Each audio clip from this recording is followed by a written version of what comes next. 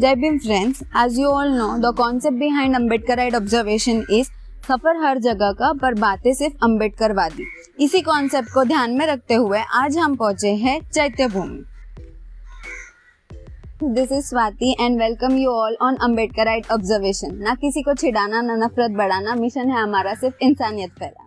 Father of Indian constitution doctor Baba Saheb Ambedkar ji का death 6 दिसंबर 1956 को हुआ था, जिस दिन को हम महापरिनिर्वाण दिन भी कहते हैं। उनके मृत शरीर को हवाई जहाज से मुंबई लाया गया। 7 दिसंबर 1956 को उनकी अंतिम यात्रा निकाली गई, जिसे भारत में सबसे बड़ी अंतिम यात्रा कहा जाता है। This is because approx more than 5 lakh people had been participated in this अंतिम यात्रा। Approx 7:30 in the evening, Bhadant अनंत कौशल्यान जी द्वारा उनकी अंतिम विधि पूरी की, जिसमें यशवंत अम्बेडकर जी ने बाबा साहेब अम्बेडकर जी के चिता को अग्नि दी। Due to this reason, going forward, this place is named as चैत्य भूमि। फ्रेंड्स, हम अंदर आ चुके हैं। अब हम बंटी जी से मिलेंगे, उनसे पूछेंगे यहाँ के डिटेल्स। लेट्स सी वो क्या बोलते हैं क्या नहीं इसके बारे में। हाँ, अभी यहाँ पे फिलहाल कोई नहीं है। You can see everywhere silence बोला है, यहाँ पे फोन्स अलाउड नहीं है, but we have taken permission and now we will talk to him. यहाँ का इन्फॉर्मेशन लेंगे। आप चैत्य भूमि यहाँ पर आए हैं। चैत्य भूमि के द्वारा आप सब लोगों का दिल तहे से हम मंगल कामना देते हैं। ये जो सन 1968 में बाबा साहब के जो लड़के थे, सन ऑफ डॉक्टर बाबा साहब अम्बेडकर, भैया साहब अम्बेडकर, इन्हीं के द्वारा ये चैत्य यहाँ पर स्थित किया गया है। चैत्य भूमि, चैत्य माने जो ग्रह है, गुहा है, जहाँ पर बोधिसत्व हो, भिक्खु हो, अरंत हो, बुद्ध हो, इन लोगों की महान अस्थियाँ यहाँ पर स्थापित किया जाती। सन 1968 में भैया साहब अम्बेडकर ने स्वयं बौद्ध धर्म की दीक्षा लेकर, संघ दीक्षा भी लेकर 15 दिन के लिए अपने बदन पर जो काषाय वस्त्र पहनकर, उनके जो गुरुजी थे युवजीरा बोधि, उन्हीं के द्वारा 15 दिन का जो महू से लेकर चैत्य भूमि तक जो दौरा निकाल दिया गया, जो मार्च निकाल गया था, उसमें जो कुछ चंदा यहाँ पर भैया साहब ने इकट्ठा करके स्वयं भैया साहब अम्बेडकर ने इस चैत्य का निर्माण किया है। समाज के लिए बहुत गर्व की बात है। और दूसरी एक बात खेत की भी बात है, एक ऐसी है कि बाबा साहब के एकलौते सुपुत्र ने ही ये काम किया है। केवल बाबा साहब उनके परिवार के लिए नहीं है, भारत के अंदर बाबा साहब ने सभी मानव जाति को मुक्ति का मार्ग दिखाया है, अंधकार से दूर किया है। ज्ञान की शिक्षा प्रदान करने के लिए बाबा साहब का भारतवर्ष में जो इतना बड़ा महत्व है, सभी विश्व के लोग बाबा साहब को विश्व रत्न कहलाते हैं। तो केवल परिवार के सीमित रहना ये उचित नहीं था, लेकिन फिर भी भैया साहब अम्बेडकर ने ये इतना बड़ा महान कार्य, हम जो यहाँ पर अभी आप ही के द्वारा जो शूटिंग वगैरह निकाल रहे हैं,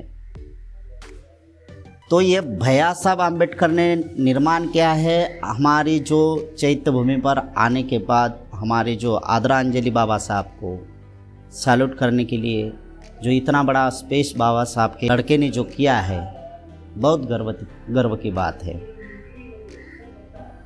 68 के बाद जो इतनी एक्टिविटी चल रही है, जैसे कि यहाँ पर हर दिन तो भिक्षु लोग जो जहाँ पर जितने भी मौजूद हो, वो सुबह से लेकर 8 बजे तक जो सूत्र पठन, जो मेडिटेशन, जो चांटिंग वगैरह जो है वो कर लेते हैं।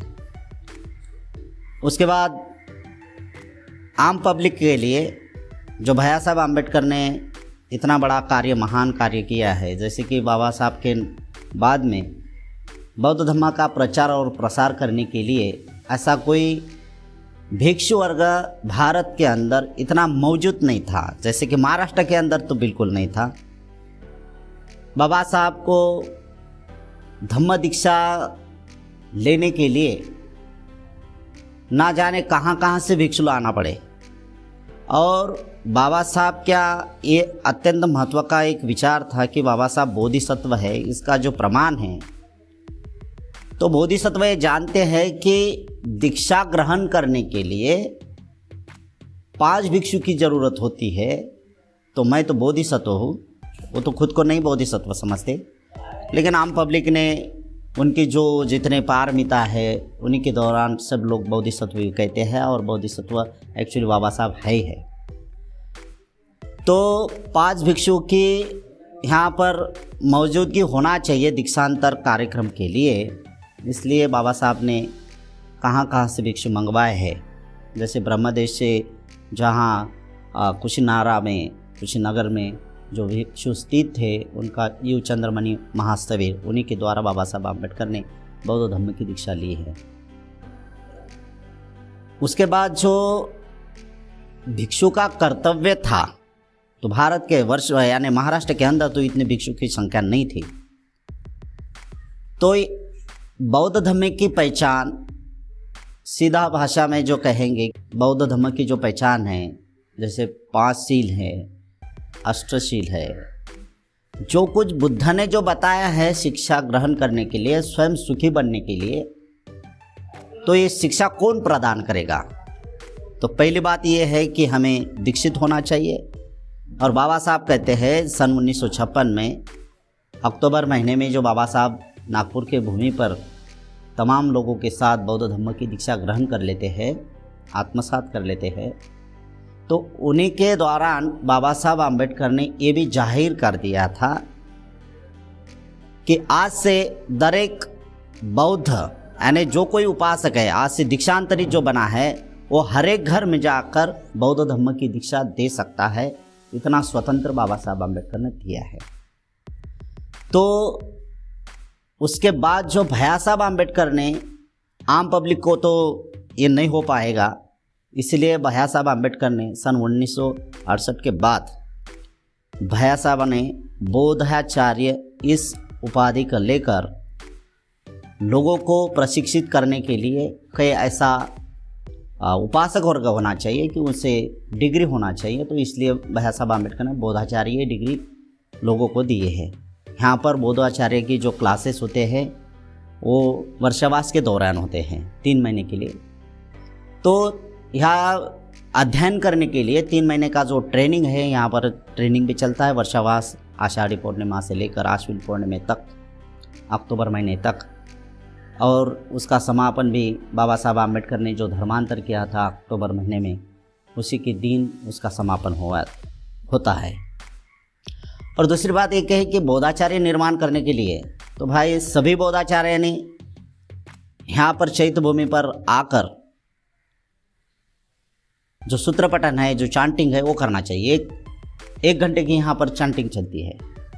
त्रिशरण पंचशील लेकर जो आशीर्वाद गाता है, शरणत्य है, वहाँ तक सभी बोधाचार्य यहाँ पर एकत्र आते हैं, एकत्रित आते हैं और सूत्र पठन करते हैं। इसके बाद उन लोगों का जो कार्य है वो आम पब्लिक के सामने जाकर लोगों को धम्म बताना, जो जैसे विधि है वो भी करना। ये सब यहाँ पर भैया साहब अम्बेडकर ने सन 1968 के बाद यहाँ पर निर्मित की है। बहुत अच्छा काम बाबा साहब के बाद भैया साहब अम्बेडकर ने किया है। इसका तो इतिहास बहुत ही लंबा है। समाज के ऊपर बाबा साहब के बहुत सारे ऋण हैं और ऋण मुक्त होने के लिए हमें ये प्रयत्न करना होगा। तो पहली एक बात है कि हम स्वयं बुद्धिस्ट बनना चाहिए।